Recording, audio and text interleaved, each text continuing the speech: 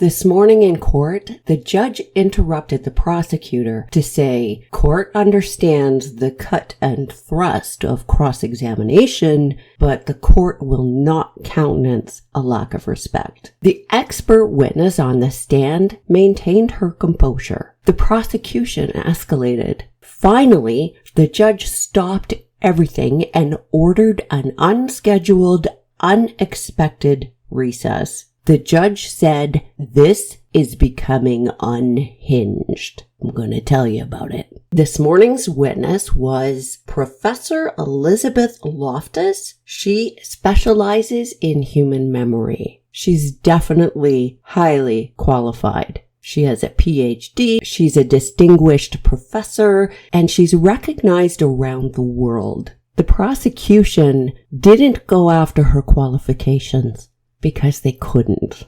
There's one thing that I want to point out, because I'm not going to go through her whole list of things that she's done and written and all that. She has worked on research projects and consulted for the US military, the FBI, and other law enforcement. So stick a pin in that little bit of information because it's important. One of the topics she teaches is what influences memory. And she talks about stages of memory. So the acquisition stage, where the brain takes in some information, the retention stage, and the retrieval stage. In between each of these stages, some other factor can intervene that can influence your memory. She also talked about how it matters what's important to a person. So different people will attach more important to different details and therefore will remember different things. She talked about routine events versus shocking events or startling or traumatic events. If an event is routine, you're less likely to remember it. If something is shocking or upsetting or unusual, people are more likely to remember that the event happened. And I noticed the way she worded this, because there's a difference between remembering that an event happened and remembering the details of that.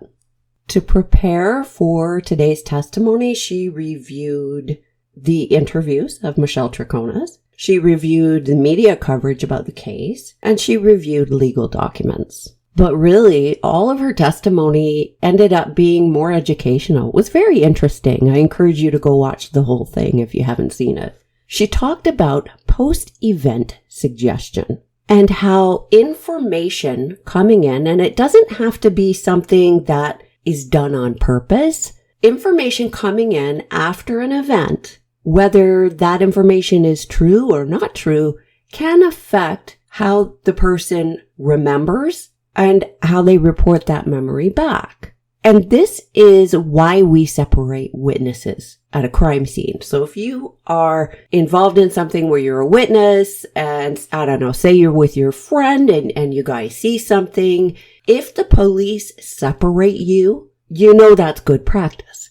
They don't want what that person said to influence what you think happened. And it's not because they think you're lying.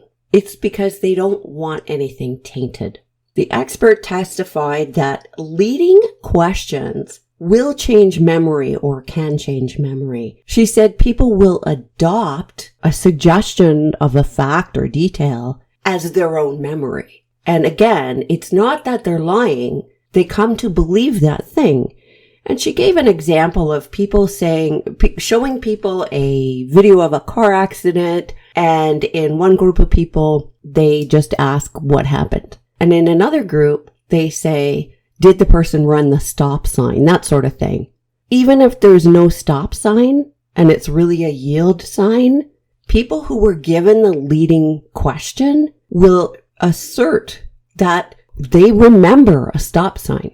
This suggestion to a person, a witness, doesn't have to be done with the intention of tainting anything. She went on to elaborate that if something that is not true is suggested to a witness, the witness may adopt that misinformation especially if that misinformation is repeated. Now, we know that there are lots of studies done on things like propaganda and misinformation and the way people take in media, marketing. The more something is repeated, the more likely people are to believe that it's true.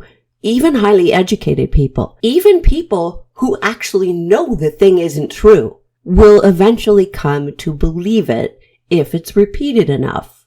She gave an example of a study, again, of seeing a car accident. This illustrates how characterization, or the words that you use, can influence the other person's recall, can influence the other person's perception. In this study, they asked people who'd seen this car accident, they asked how fast was the car going when it hit the other car. And then they asked a different group of people, same accident, same everything. They used a different word though. They said, how fast was the car going when it smashed into the other car? In the group where the word smashed was used, the people reported the speed of the car as going faster than the group where they used the word hit. Also, in the group where they used the word smashed, people reported things like broken glass, and that they remember that they saw this broken glass when none existed at all. Even trained soldiers will assert things that aren't true. They will assert that they remember something that didn't exist at all. They're not lying. They believe it. Now, when we're talking about post-event suggestion, I'm going to remind you that Fotis sat with Michelle, and Michelle wasn't sharing her timeline with him, but he was talking out loud, and he suggested to her, okay, we got up, we took a shower together. He suggested verbally their routine. Just because it's not the police planting that suggestion into the mind of someone who is being asked to remember something that's routine versus something shocking, that is still a post-event suggestion. It doesn't have to be the police or the media who does that. The witness talked about false memories and said that false memories increase as time goes on because as memories fade, they are more susceptible to be replaced by different information or misinformation. She also said that people can be more confident in misinformation than they are about true information. So the level of confidence that they say something with is not an indication necessarily that what they are remembering is true. It may, however, be an indication that they believe what they're saying is true. And those are two different things. They moved on to interrogation. This professor also trains law enforcement on interrogation techniques. Sometimes police introduce misinformation. She said it creates a situation ripe for contamination, and people will accommodate the false information. And the position of the person injecting the misinformation does matter quite a bit. If it's an authority saying, well, we know XYZ, then the person hearing it is more likely to reject their own memory and replace it with the memory of the person who they see as a trusted source. A trusted source could be anybody, right? This is a well-known fact already, but I think they had to actually say this in court. The defense asked, if misinformation came from a loved one, would that mean that the person would replace their memory or accommodate for that? And the expert said it depends.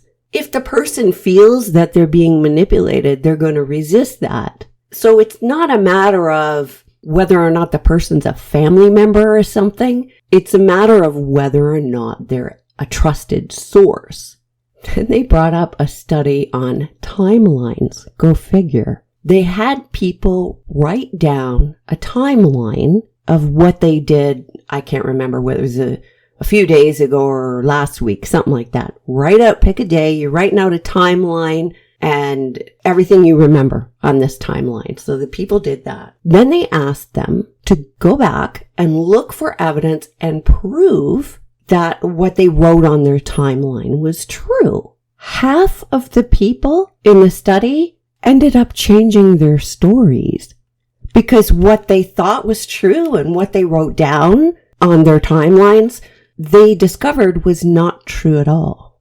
Defense asked about things like sleep deprivation, and the expert said yes, stress, sleep deprivation, those things can contribute to an environment, or it's conducive to memory being contaminated. The defense asked, if somebody tells you that your memory is wrong, can that affect that? And the expert said yes. People will change their stories to fix it. They think they're wrong, so they fix it to accommodate for what they're being told that they're wrong.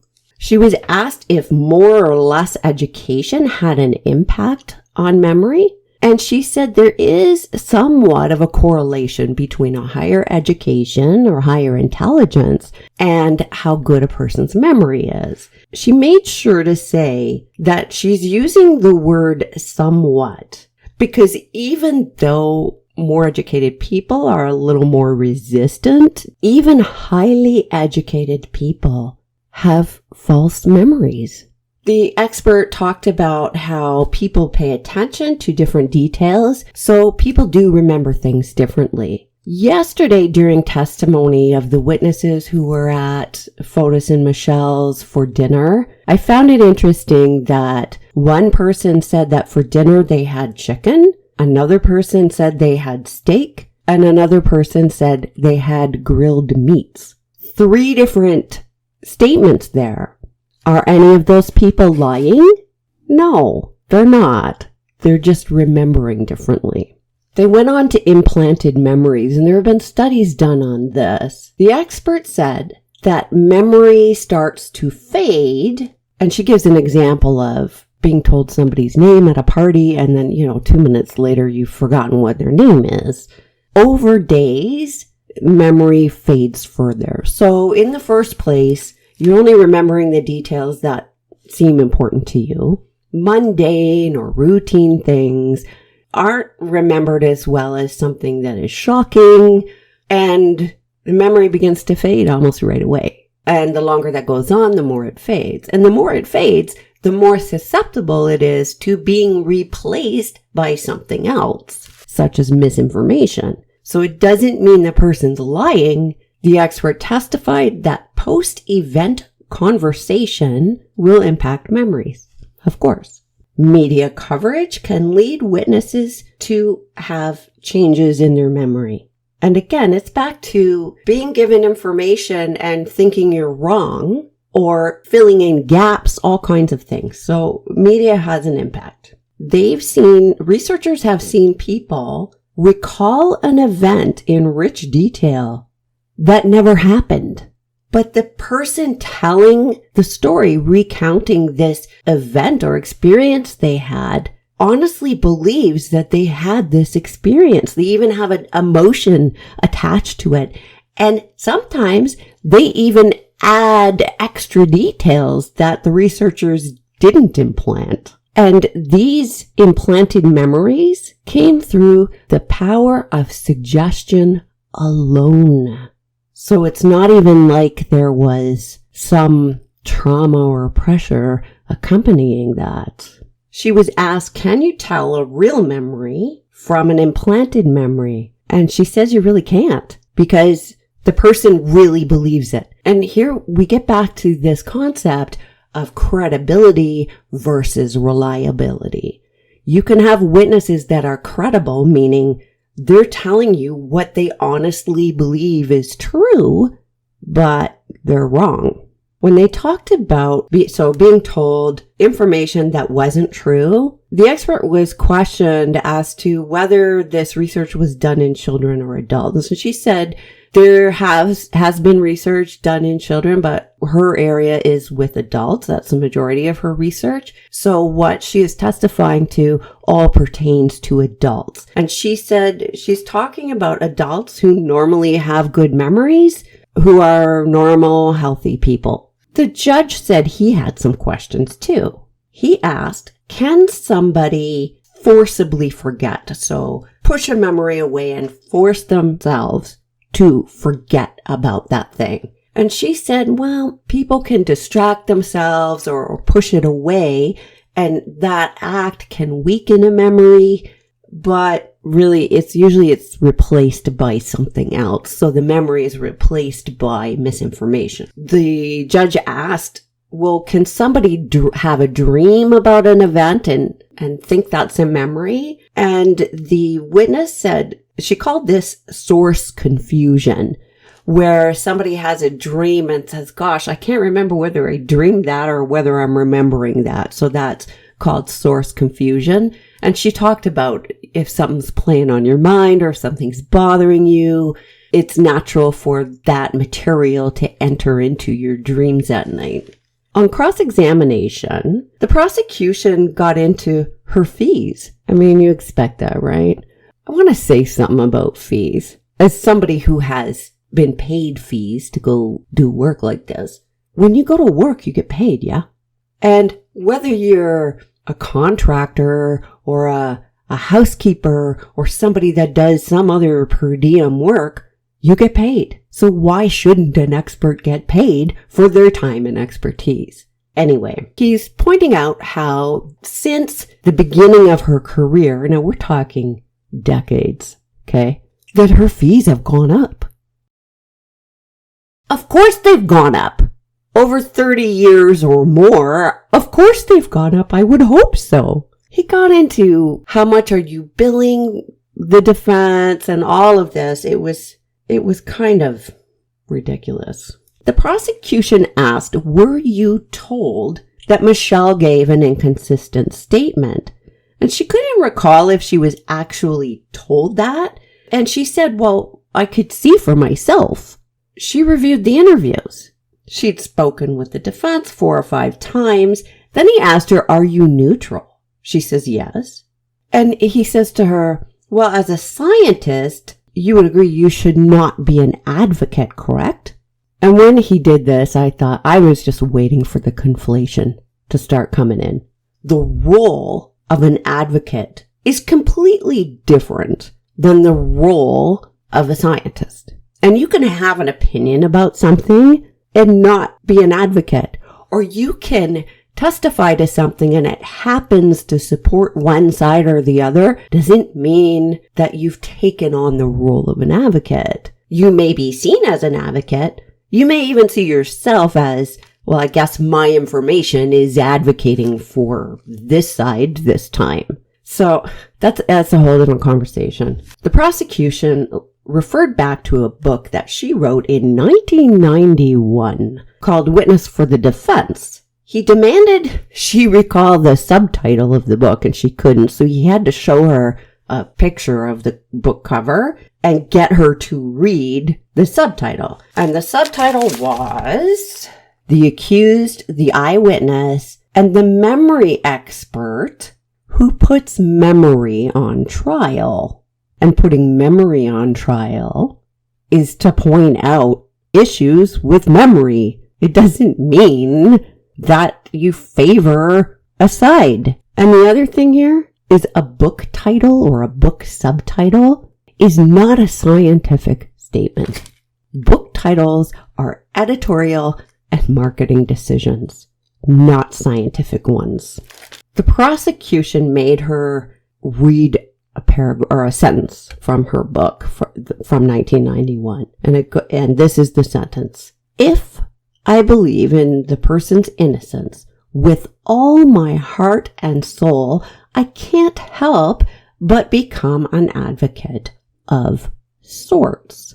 What she's saying is she's human. And if she really believes in somebody's innocence, I mean, she can't help that she has this opinion of them. And an advocate of sorts is not the same as taking on the role of an advocate. The prosecution was saying, well, but how many times did you actually testify for the prosecution? Well, the majority of her work has been done for the defense. So he's going down this road and he was getting, like, he's trying to make it sound like, ooh, you're biased for the defense. There was even a sentence that was in one of her books, and this made me laugh. And she said she'd never met a prosecutor, happy to see her. Well, of course. And I bet you if she was working for the prosecution, any time that she had worked for the prosecution, the defense wouldn't be happy to see her either. You've got an expert coming in who's highly qualified, who's on the opposing side. No, you're not going to be happy. And this would apply to all kinds of experts. The prosecution jumped on the dedication in the front of this book that was written in 1991. It was dedicated to everybody who has been wrongfully accused or suffered because of false eyewitness testimony. Look, eyewitness testimony is among the worst, most unreliable types of testimony. And I know people don't believe that because when you see something, you're like, I saw it, right? When I taught, I routinely did this exercise. I would get an officer wearing sort of ordinary clothes, right? Rush into the class right in the middle and rob me of something I had on the podium, like cookies, or I always brought something. So he'd come in and he'd rob me, and it would be quick and a little bit humorous, but definitely a surprise, right? So people are going to remember that this thing happened. And he'd leave and I'd carry on with the class. And a little while later, I would bring in a different officer. And I'd say about half the class would point to him and say, that's the guy who robbed you. These two guys that I used to use all the time looked completely different. One was really tall, one had almost shaven, dark hair, dark skin. The other was this tall guy with like a shock of blonde hair, completely different looking. But they would swear that the shorter guy, that he was the robber. And I would ask them, give me your statement. You give me your statement as to your witness statement as to what you saw. And the things that they came out with were wild. Things that weren't present. Some people said the guy had a gun pointed at her. It was just shocking. You would be shocked at how wild this was. And I'm talking about people who are trained to observe things. And they all told different stories. Were any of them lying? No. Anyway, I'm off on a tangent.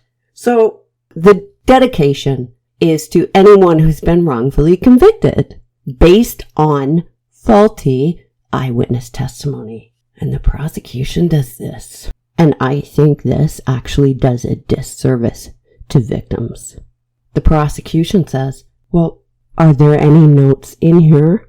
Any dedication to victims? What about the victims? Look at this is conflation. This is false equivalency. To care that somebody might suffer as a result of being wrongfully convicted does not mean that you don't care about crime victims. One does not, it's not an either or proposition here. You can care very much about crime victims. In fact, I would suggest that making sure that the process of truth finding is solid, that we are always improving, is the service that we need to do for victims and society. It's not about the accused. It's about making sure that the right person is caught. that things aren't missed, that things aren't tainted and then thrown out.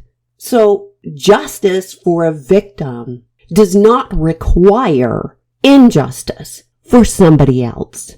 It does not. And I would also suggest to you that somebody who is wrongfully convicted and sent to jail for 20 years, or any amount of time for that matter, is also a victim, a different kind of victim, but a victim of a condition or circumstance. We don't want to be taking innocent people off the street and putting them in jail for things they didn't do. Then the prosecution started bringing up all the famous cases that she consulted on or testified at trial to. And Ted Bundy was one of them. It's my opinion that this prosecutor is too smart to be conflating this. But that would lead me to the uncomfortable conclusion that he is purposely wanting other people to conflate this.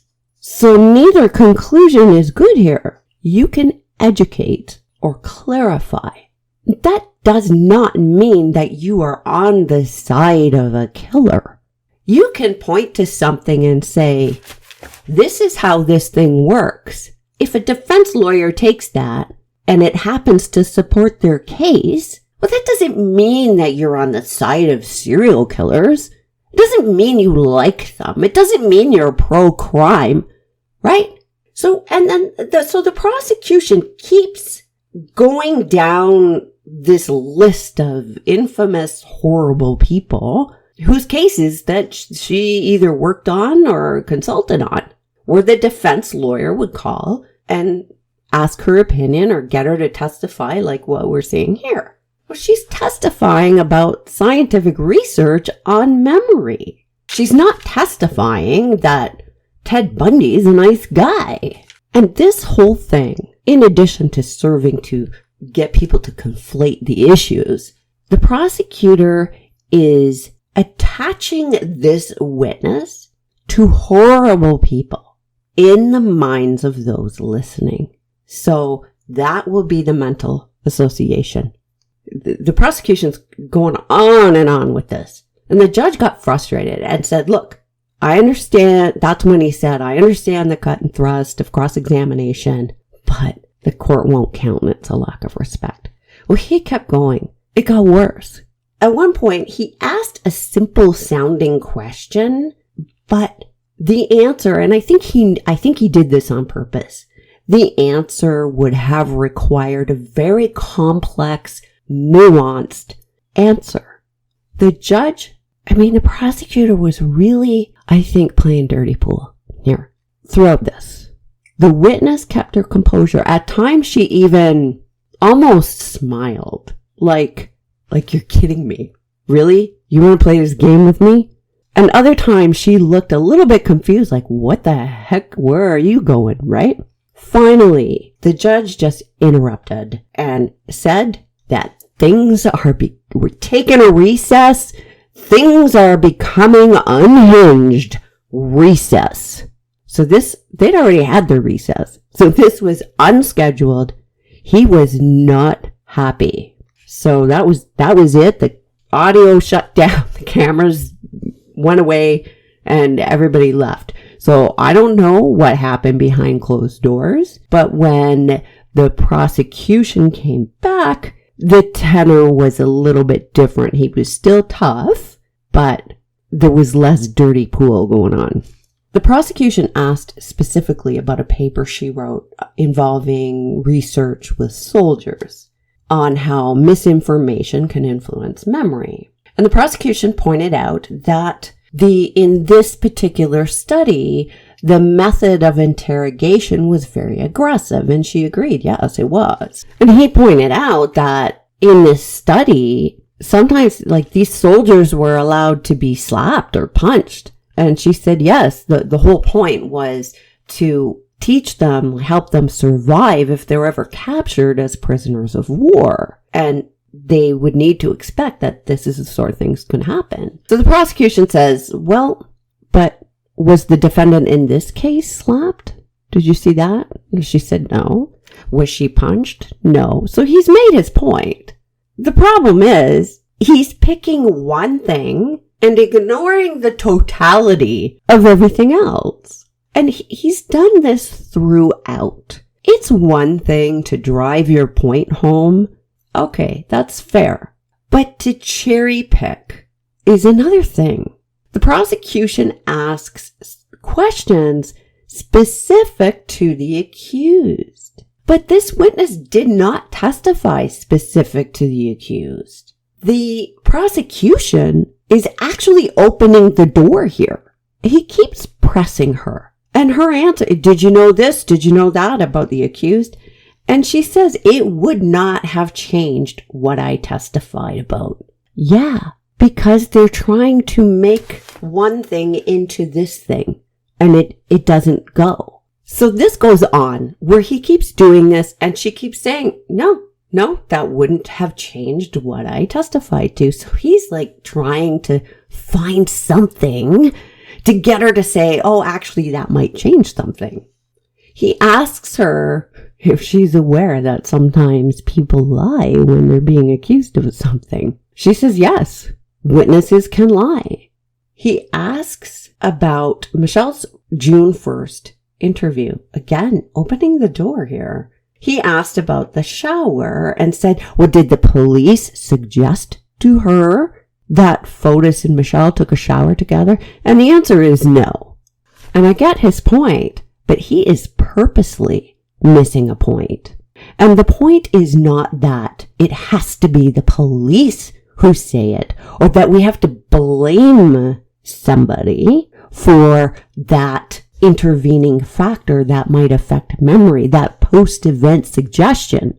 It doesn't have to be about blame, and it doesn't have to be the police in particular to make the suggestion. The suggestion was made by Fotis, and I believe that Fotis knew darn well what he was doing. And the testimony of the expert was about how intervening information or intervening influences can change what somebody believes that they remember. And in this case, there was an intervening piece of information, an intervening influence. The prosecution points out, well, she told the police the detail about having to take Aaron's purse back. She told the police that she was buying parsley at the grocery store. Well, neither of these things was routine, first of all. And secondly, she had the benefit of her phone and receipts to be able to remember that. And as for the parsley, before somebody says, well, it wasn't routine, well, she was planning a specific dinner, so she needed the parsley. She also talked about making juice and that sort of thing, and she remembered that because it wasn't an everyday thing. But the other point here is it's not an all or nothing proposition. Your memory can be correct on one thing, but that doesn't mean it's going to be correct on everything. And if your memory is wrong on one thing, it doesn't mean it's wrong about everything.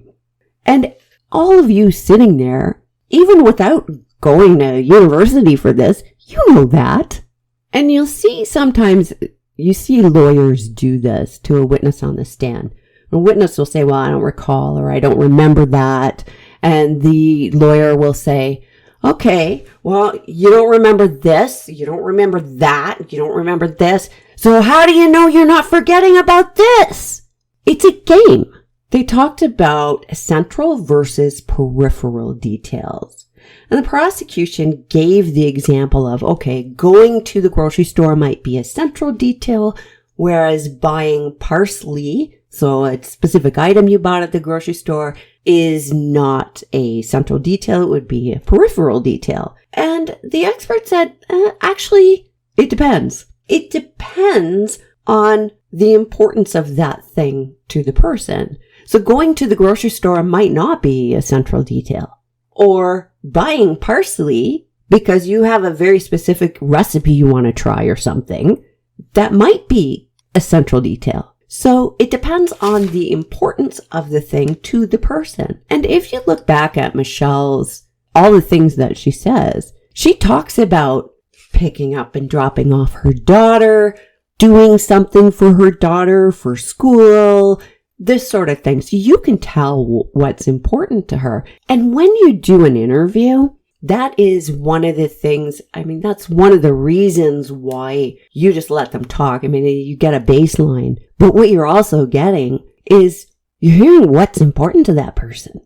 So the prosecution went down this ridiculous line of questioning. And he purposely ignored things. So he was asking, well, were there news reports that Fotis and Michelle took a shower together? Well, look, he's purposely ignoring everything else. And that has been a feature of this trial all along. Purposely ignore all this, focus on this, and repeat it over and over. And guess what? What they're doing is exactly what the witness is talking about in respect to what people are going to remember and what people are going to think about. The thing that's repeated, even if it's not correct. The way something's characterized, hit versus smashed, like Kimball. Characterizing something as an admission when it clearly wasn't. But that's the language he uses. This has been peppered through the whole thing. And so it's going to be difficult for people to separate all that out. The prosecution asked about emotion and said, if a person shows emotion, does that automatically mean that they're telling the truth? And she said, no, it doesn't mean they're telling the truth. It doesn't mean they're lying. And sometimes emotion means that they believe a thing or that they have an emotion attached to something, even if the thing isn't true. They went into the third interview and the prosecution said, well, Michelle said that she's ready to admit that she wasn't truthful. And of course the defense objected because that is not what she said.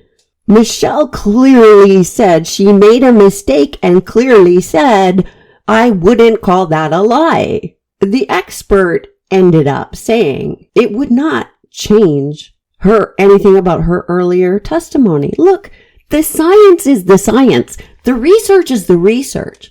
So however you want to argue one particular case or another isn't going to change the science. She did say about that particular thing, about Michelle agreeing that she is going to be truthful now. The expert said it would raise a question in her mind as to what Michelle meant.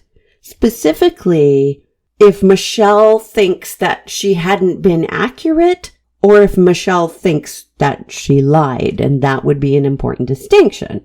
But it still wouldn't change the science. The prosecution went into, Michelle ending up providing additional details. Honestly, I think he was not only cherry picking, but I think it was just a way for him to repeat that evidence in front of the jury. And the other thing that he kept doing, just like Kimball did, is cherry pick and ignore everything else.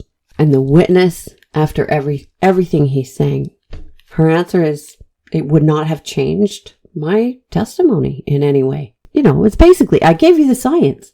The defense got up on redirect, and I thought this was good. He had her read aloud part of their agreement. And the agreement between the witness and the defense lawyer was that payment would not be dependent on the outcome of the case. Basically, look, my opinion is my opinion, and I'm not going to try to change the case one way or the other. And that's proper. The defense asked if she was to testify to Michelle's character. And the witness said no. Her job was to testify to the science on memory, and she did that. The defense brought up her 1991 book and asked, had you worked on cases where people were falsely convicted and then later exonerated? And she said, oh yeah, a lot of them. The defense got the reiteration of the fact that people can remember some details, but not others. And then the defense tried to deconflate something. And this was in relation to education. And he asks the question better than I can explain it or paraphrase it. So I'm just going to play this for you. Do you find in your both your experiments and in your field that even people of high intelligence are subject to post-event contamination of memory? Absolutely. And you were asked some questions about whether or not, Ms. Troconis had graduated from high school or graduated from a college. Does that affect your opinion on whether or not people who have higher education can in fact also be subject to post-event memory contamination? No. The defense asked her, if you were testifying for the prosecution, what would be different? She said nothing. It would be the same. Because the science is the science. So that was it for this morning, but wow. Trust your gut. I'll see you in the comments.